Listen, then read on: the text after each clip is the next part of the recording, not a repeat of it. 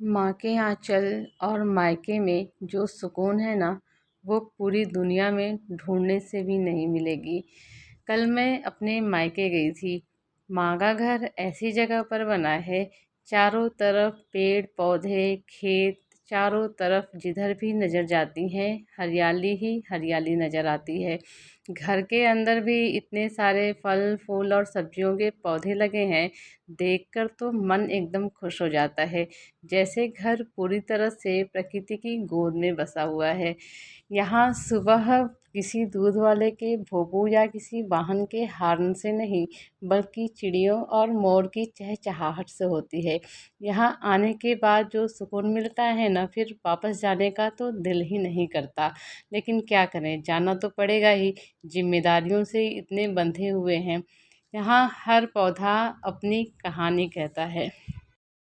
यहाँ जितने भी पौधे लगे हुए हैं, ये सभी बिल्कुल फ्री में उगाए गए हैं। कोई भी पौधा खरीद कर नहीं आया है, कोई बीज या कटिंग से ही लगाया गया है। ये सारे फल फूल और जो सब्जियां पौधों में लगे हुए हैं, इसके पीछे भी कोई खर्च नहीं है। घर के बने खाद से ही इतने सुंदर सुंदर फल फूल और सब्जियां मिल जाती हैं। इसके पीछे माँ बहुत मेहनत भी करती है। हालांकि घर में हम उगाते हैं कोई भी फल फूल सब्जियां, तो हमें ऑर्गेनिक ही उगाना चाहिए। पिछली बार के तापमान बहुत अधिक तापमान से मेरे बहुत सारे पौधे जल गए थे, तो मुझे पौधा भी लेना था और इसी बहाने माँ से मिल भी लेती हूँ। तो पौधे का ही बहाना सही, लेकिन मायके आने का मौका तो मिल जाता है। ज़मीन में अगर कोई पौधा लगा है तो उसकी कम देखभाल में भी बहुत सारे फल फूल हमें मिल जाते हैं, लेकिन अगर गमले में पौधे लगाते हैं तो उसकी थोड़ी देखभाल करनी पड़ती है।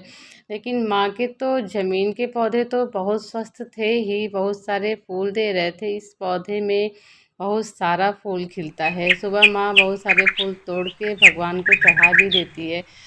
होना भी यही चाहिए। प्रकृति ने हमें इतना दिया है तो उन्हें किसी न किसी रूप में धन्यवाद तो करना ही होगा। ज़मीन में लगे पौधे की ज़्यादा देखभाल नहीं करनी होती है, कम देखभाल में भी वो अच्छे फल फूल दे देते हैं। लेकिन गमले में अगर हम पौधा लगाते हैं तो उसकी देखभाल करनी होती है। माँ के तो गमले में लगे हुए सारे पौधे बहुत स्वस्थ थे, मैं तो देख के दंग रह जाती हूँ।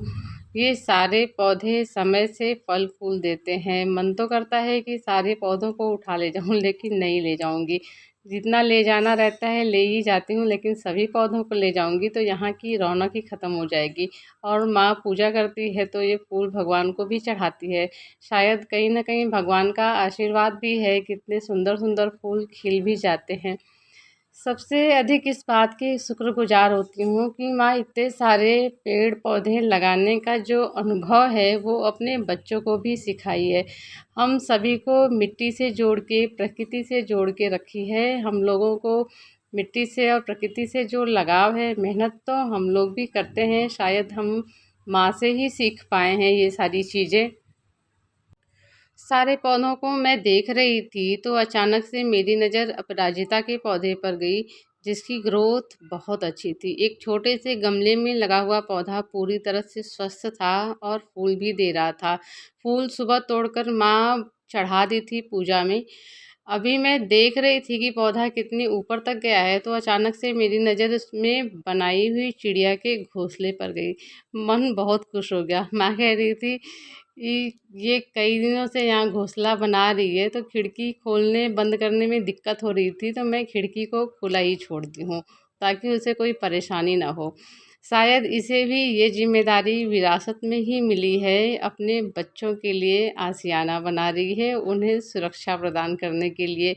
बनावट भी ऐसी कि शायद कोई इंसान भी इसे ना बना पाए, इतना सुंदर। हम मनुष्य तो अपने जीवन में बहुत सारा सामंजस्य करके ही कहीं घर बना पाते हैं, लेकिन ये जो चिड़िया है, पंछी हैं, दिन भर अपने भोजन की व्यवस्था करने के बाद जो इन्हें समय मिलता है, उसी में ये तिनका इकट्ठा करती हैं और इस तरह से इतना सुंदर आशियाना बना लेती हैं। बहुत सारे नीचे के पेड़ में भी बहुत कई अपना घोंसला बनाई थी पंछी, लेकिन गमले के पौधे में इस तरह से बालकनी में देखकर मैं तो एकदम खुश हो गई। इतना सुंदर घोंसला था।